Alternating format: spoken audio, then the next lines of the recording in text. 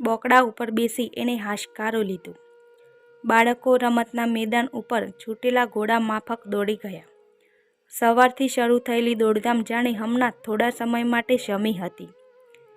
ફરીથી ઘરે પહોંચી હજી રાત્રિનું ભોજન તૈયાર કરવાનું હતું અને ટીવીનું રિમોટ બળજબરીએ ખેંચી બંનેને પથારી ઉપર ચઢાવવાના હતા. દિવસ તો ઢળવા આવ્યો હતો, પણ એનો દિવસ હજી ઢળતા 3 કલાક માટે વધુ ખેંચાવાનું હતું. વેકેશન તો ફક્ત બાળકોનું હતું. પોતાના માટે તો એ જ દિનચર્યા. અને ઘરમાં રહેતા બાળકો ગુણાકાર કરીને વધારાના એક પછી એક કાર્યો. પતિની નિયમિત ઓફિસ અને એમનો સમય સાચવવાની ફરજ વળી જુદી.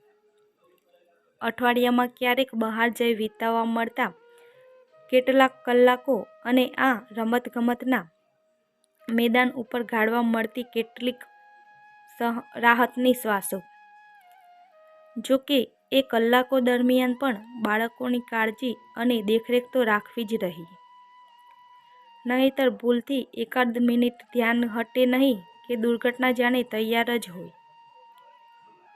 થાકેલા મન જોડે એને બોકડા ઉપર ગોઠવાયેલી અન્ય સ્ત્રી તરફ નજર કરી. એક માતા જ કદાચ અન્ય માતાની પરિસ્થિતિ સમજી શકે એ આશાએ એણે પોતાના મનની વાત એ અજાણી સ્ત્રી તરફ હવામાં વહેતી કરી. આ વેકેશન શા માટે આવતું હશે? એના શબ્દો થકી અજાણી સ્ત્રીના ચહેરા ઉપર વ્યંગસભર હળવું હાસ્ય ફરી વળ્યું. હવે 2 અઠવાડિયા જ બાકી રહ્યા છે. થોડી હજુ ધીરજ. અજાણી સ્ત્રીના શબ્દો થકી પ્રોત્સાહન મળતા હૈયું વધુ છતું થયું. શાળાએ જતા હોય ત્યારે દરરોજ ડબ્બામાં જમવાનું પરત થાય અને ઘરમાં હોય ત્યારે દર એકાદ કલાકે ભૂખ ઉપડે.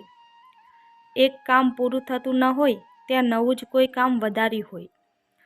રસોઈ બનાવતા એમના ઝઘડાઓ સંભાળવાના અને એ જુદા. શાળામાં હોય ત્યારે જે કાર્ય 30 મિનિટમાં પૂરું થતું હોય એ જ કાર્ય કરતા વેકેશનમાં 2 કલાક નીકળી જાય. ઘરની સાફ સફાઈ એ ગાળા દરમિયાન તદ્દન નિરર્થક. કાર્ટૂનના અવાજો અને સંગીતથી કાન દુખે એ પાછું અલગ.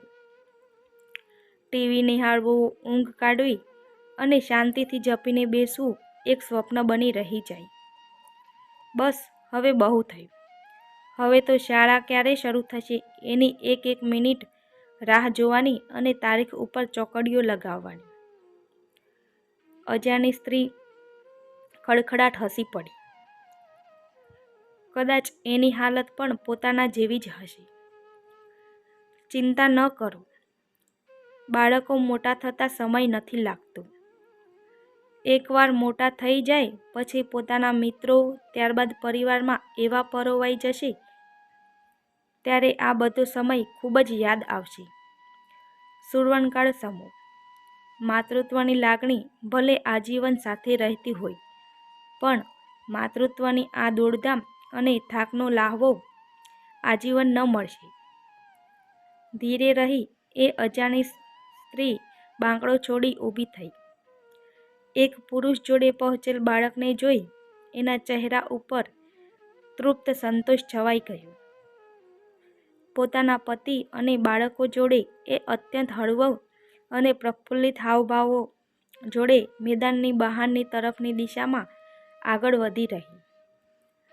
બોકડા ઉપરથી ફાટી ઓખે એ નજર સામેનું દ્રશ્ય નિહાળી રહી. શરીર અને મનનો બધો જ થાક એ જ ઘડીએ અદૃશ્ય થઈ ગયો. શાળા ક્યારે શરૂ થશે એ વાતથી અજાણી સ્ત્રીના માતૃત્વને કશો ફરક પડવાનો ન હતો. એ વાતનો પુરાવો આપતી પોતાના માનસિક વિકલાંગ બાળકનો હાથ ગર્વસભર થામી એ નિરાંતે આગળ વધી રહી હતી. આ સુરવણકાળ એને માટે આજીવન હતો. માતૃત્વનો થાક અને દોડાદોડીનો લાહવો પણ. મિત્રો, સ્ટોરી ગમી હોય તો લાઈક કરજો, કોમેન્ટ કરજો અને પ્લીઝ ચેનલને જરૂરથી સબસ્ક્રાઈબ કરજો. આભાર.